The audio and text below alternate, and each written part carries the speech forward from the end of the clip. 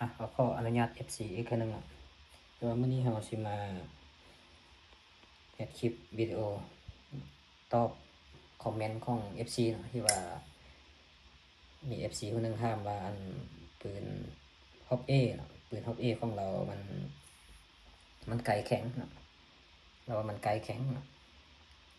ยิงนกยิงก่อนสินั่นก็ดึงไก่มันบ่ไกลๆแล้วก็ไกลกันไก่มันเป็นไก่หนักๆนะไก่ฟืดไก่หนักๆนะแล้วว่ามันยิงยากยิงแล้วมันบ่แม่นว่าดึงไก่มันนะมือสั้นนะไก่แข็งแม่นนะมันจะบ่คือไก่นิ่มแม่นหรอกไก่แข็งแล้วสาเหตุของไก่แข็งนี้เนาะไอ้1เนาะให้ FCN เปลี่ยนสปริงมันมีสปริงอยู่นี่นะสปริงไก่ตัวนี้นะบางทีเขาจะเอาสปริงตัวที่ว่ามันแข็งเนาะสปริงตัวแข็งซะนี้คันสปริงแข็งมันไก่มันจะแข็งน้ำเนาะเวลาเขาดึงนี่มันไก่มันจะนึบๆในนึงนะคันสปริงตัวนี้แข็งนะคันโบเมนแต่ว่าคันสปริงของมันนี่มันจะนุ่มๆมันจะอ่อนๆเนาะมันจะบกแข็งเนาะปืนพวกนี้นะพวกฟักต่อฮอบเอเฮกิโก้นี่คือว่าไก่นิ่มสุดไก่มันนิ่มสุดละเนาะแต่ว่าวิธีแก้ไขบ่ยากเนาะกันว่าเราพบปัญหานั่นนะกันบ่เปลี่ยนสปริงตัวนี้เนาะก็แม่นมาเอาอันน็อตนะเนาะน็อตเข้านี้น็อตทางเข้าหูตัวนี้นะเพราะว่าตัวนี้มันจะเป็นหูอันดันน็อตนี้เข้าพอดีนะเราเห็นหูตัวนี้ไว้นะเฮียว่าปั๊บไก่นะแต่ว่าส่วนใหญ่ก็บ่ได้ใส่หรอกนะเพราะว่าปืนพวกนี้มันจะไก่มันนิ่มอยู่แล้วมีแต่ว่าคันว่าพบปัญหานั้นมีแต่เราเอาน็อตนี้ใส่น็อตตัวยาวนะตัวสั้นมันจะบ่ได้เลยตัวสั้นมันจะบ่หึงเลยมันจะตกก่อนนะต้องได้ใส่ตัวยาวนะหั่นเข้าเนาะเอานิ่มสำเร็จก็ได้เนาะไก่ตัวนี้เนาะอันนี้ก็อนุญาตนำผู้ที่ว่าฮู้แล้วเนาะแต่ว่าอันนี้ก็เฮียตอบฮู้ที่ว่าเราห้ามมาเพราะเราบ่ฮู้เลยเนาะแล้วก็เลยเฮ็ดคลิปตัวนี้ให้เราเบิ่งเนาะก็ลงทางช่องนั่นน่ะนี่เอาจนบ่ก็ได้เนาะเอานิ่มสำเร็จก็ได้เนาะแล้วมันบ่ก็เฮาก็ค่อยไม้ออกน้อยนึง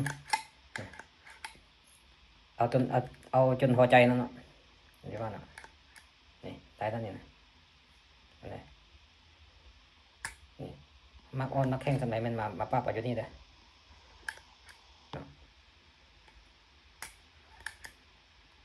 เอามือเขาแต่มันรันละเนาะทำนี่เนาะการมักอ่อนมักแข็งมันมาปรับอยู่นี่การปรับเอาตัวนี้ก็มีแต่ไปเปลี่ยนสปริงตัวนี้แล้วก็ได้เลยเนาะในเจ้านั้นเนาะFC ท่านใดสนใจอยากฮู้อันใดเนาะที่ว่าอยากให้เราเฮ็ดคลิปตัวใดแนะนำเนาะเป็นคอมเมนต์ห้ามได้เนาะคันว่าเราฮู้เราก็เฮ็ดให้เบิ่งเนาะคันว่าเราบ่ฮู้เราก็สิได้ศึกษานำผู้ที่ว่าเขาเจ้าฮู้อันนั้นเนาะที่ว่าหลายๆคนเขาเจ้าก็เก่งเนาะมีหลายๆคนเก่งเนาะพวกนี้เนาะเขาฮู้หลายๆคนเก่งก็บางทีเขาเจ้าก็บ่ทันมีเวลาสิลงให้เบิ่งนะเอาเวียกเขาเจ้าหลายนะกันว่าสนใจตัวใดอยากให้เราอันแนะนำปัญหาใดเกี่ยวกับ PCE การแนะนำนี่นั้นทักมาได้เนาะขอบใจแล้วก็สนใจเครื่องประเภทใดก็เป็นติดต่อมาได้เนาะอันนี้หาสิแนะนำอีกวันนึงเนาะเกี่ยวกับโหลดเนี่ยนะเนาะโหลดเนี่ยนะเอา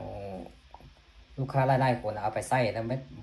บใส่น้ำมันมาเลยนะใส่ก็ใส่ไปเลยยิงไปเลยนะมันจะหีไว้เนาะมันจะเห็นให้รถมันฟืดมันยังมันหีไว้เนาะแล้วเราซื้อสเปรย์น้ำมันนั่นนะเอาตัวนี้ก็ได้หรือว่ารุ่นอื่นก็ได้เป็นตัวสเปรย์น้ำมันนั่นนะมันมีตัวนึงอีกตัวไหนก็ได้เนาะตัวนี้ก็ได้เอาเป็นตัวสเปรย์ล้อเลื่อนนะตัวนี้ก็ได้ตัวนี้นะมือดีตัวนี้ดีซีดใส่น้ำพวกไก่เนี่ยซีดใส่ตรงหัวไก่บางอย่างเนี่ยนั่งกระเทียบให้เล็กเป็นสนิมเนาะเพราะว่าไก่เป็นอย่างนี้มันจะเป็นเล็กมาเนี่ยมีแต่พวกนี้คือเป็นอลูแต่ว่าไก่เป็นอย่างเป็นเล็กนะแล้วก็เรานี่เนาะ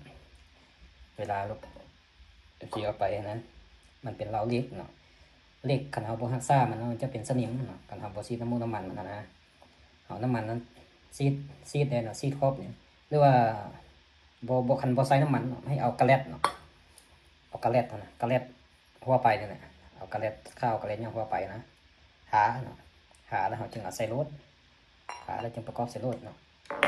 มันจะตัวนี้คือกันเนาะคันว่านั้นมันคันว่าเฮาอันหาก้อนแล้วเฮามาใส่ครอบลำยัดตัวนี้เข้านะตัวนี้มันจะฮิตออกก้อนเนาะฮิตกระแลดฮิตน้ำมันออกก้อนเนาะมีแต่เอาตัวนี้เข้าก้อนเนาะแล้วเราหาน้ำมันแล้วเราจะจึงใส่ครอบลำช่วมใส่เฮียว่าให้กระแลดนี่จับอยู่เหล็กจับอยู่เราคนนี้เราเขาจะบ่เป็นสนิมเนาะมันจะใส่ได้โดนเนาะบางคนซื้อไปแล้วบ่ฮู้ฮักส้มฮักซ่านะใส่ไปก็ใส่ไปเลยแบบบ่ใส่น้ำมันบ่หาอย่างมันปะไปเลยบ่โดนมันจะเป็นสนิมเนาะเราจะเป็นคุ้มเป็นสนิมเป็นอย่างมันจะใส่บ่ได้โดนเนาะคันเฮาฮักซ่ามันดีใส่ได้โดนเราเหล็กคันเราเส้นใดยิงฮึกแล้วมันใส่ได้โดนเนาะมันบ่เฮง่ายเนาะมันบ่คือห้องเนาะห้องนี่มันก็สะดวกอย่างนึงเนาะมันว่าเรื่องการบ่ระบาดรักษานี่มันก็บ่จำเป็นต้องนั้นใส่น้ำมันก็ได้เนาะเพราะมันบ่เป็นสนิมเด้แต่ว่ามันฮักเกี่ยวมืดไว้เนาะคันยิงลูกแข้งยิงลูกของงานยิงแบบพวกมอนเตอร์ที่ว่าเฮามานี่นะเราไปยิงเราห้องแล้วบ่โดนเนาะลูกอันนี้มันแข็งเนาะตัวนี้มันแข็งเนาะมันจะเฮ็ดให้เสียเกี่ยวไว้เนาะ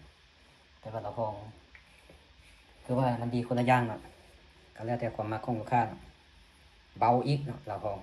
แต่ว่าข้อเสียก็คือว่าเกี่ยวเบิดไว้เราเลขนี้มันนักเนาะ